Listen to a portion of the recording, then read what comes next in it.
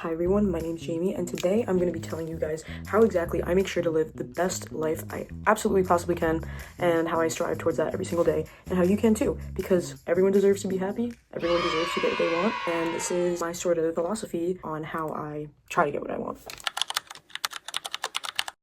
So the whole foundation of what I'm about to share follows a philosophy ideology that is called the law of assumption. In explaining this and my worldview and what I do to make sure I live the absolute best possible life I can, I'm going to break the law of assumption down in a hyper simplistic way because there is a lot that goes into it. Technically, there's a lot of context, but I'm going to give you the meat without the bones. Extremely simply, the law of assumption is the idea that whatever you assume is what your reality will reflect. No matter what, whether you assume something good, bad, does not matter. This is what will happen according to the law of assumption. So everyone has assumptions or beliefs that they have about the world, about people, about things. A very simple example of this would be, let's say I assume that it is hard for me to get a job. It is hard to get jobs in general. The job market is so bad. Oh my God. Well, guess what? If that's what you assume your experience is going to be, and you have that ingrained into your brain, that is exactly what your reality is going to show you. Now, I know upon hearing that, your initial thought, if you've never come across any of this stuff, might be, what are you talking about? The job market is horrible. It is objectively hard to get a job. But for the sake of sort of fully grasping everything I'm about to say, I just need you to sort of drop every single justification, reasoning for why that may be true. We are going to be delusional in this sense because that is exactly how the law of assumption works. Back to assumptions and how they work, how they're formed. Everyone has their assumptions. Everyone has ways that those assumptions were created for them. Typically, you form assumptions as a child, and that comes primarily from your parents, but also like as you're developing, society and like societal expectations and like all that. You're conditioned to believe certain things. Some super common examples. Money doesn't grow on trees. We're taught that it is hard to get money. You're not just handed money. Money is a privilege.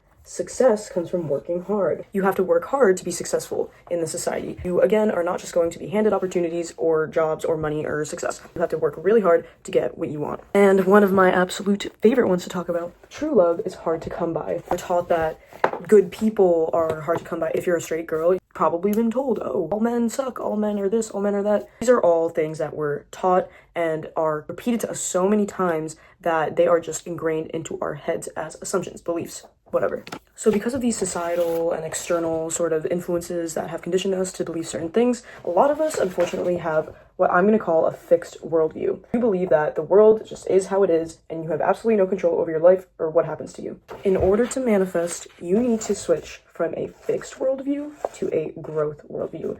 You need to, at the very least, believe that you can make things happen in your reality, in your life. You have to believe that you have the power to change it. Now, I don't want anyone to take this as like, oh, you are God, so you can just like change absolutely everything.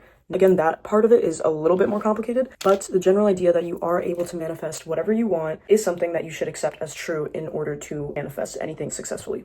But Jamie, why do I need a growth worldview? How will that even manifest me anything? Well, I will give you the most simplistic and digestible explanation that I possibly can. Let's say the stars are opportunities. This is your field of vision when you have a fixed worldview. See all the opportunities that are available out in the open. You are only perceiving one of them because you have a fixed mindset. I hope this is making sense now. When you have a growth worldview instead, you are able to perceive a lot more opportunities. Opportunities that you are meant to take in order to manifest. But Jamie, how am I supposed to tell when something's an opportunity? And how do I know when to like do that?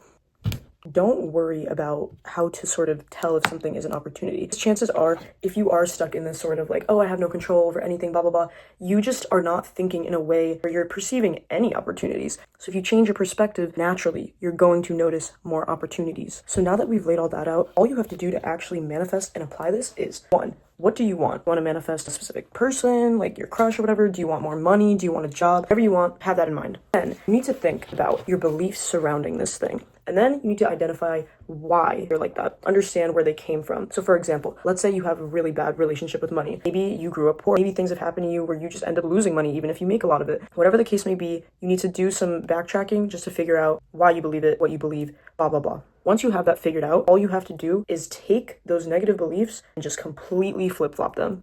So let's say you believe these things. What you could tell yourself to start sort of reprogramming your brain to believe a different thing that will therefore result in you perceiving the world differently and therefore you being able to perceive opportunities that are of service to you and therefore you can use to your advantage, you would say, money does grow on trees. I find money everywhere I go. I make money so easily. I have so much money. Less about believing what you're saying immediately and more about just being consistent and telling yourself these things whenever they cross your mind. You don't need to be doing mental gymnastics and like, telling yourself this like 24/7. Don't do that. That will just make you go crazy. All you need to do is remind yourself whenever it comes up. If thought pops into your head and you're like, oh my God, I'm so broke. Catch that immediately. So manifesting does require a level of self-awareness, or like thought awareness as some people in the community call it. But essentially you just need to be able to catch those thoughts when they arise. So all of that is pretty much the bread and butter of manifestation. That's how I like to approach life, because when you approach life through this like opportunist lens, you kind of can sort of pave a path for yourself that you maybe were ignoring before. It doesn't all need to make sense immediately, but you have nothing to lose by trying it out. Thanks for watching, and I'll see you in the next one.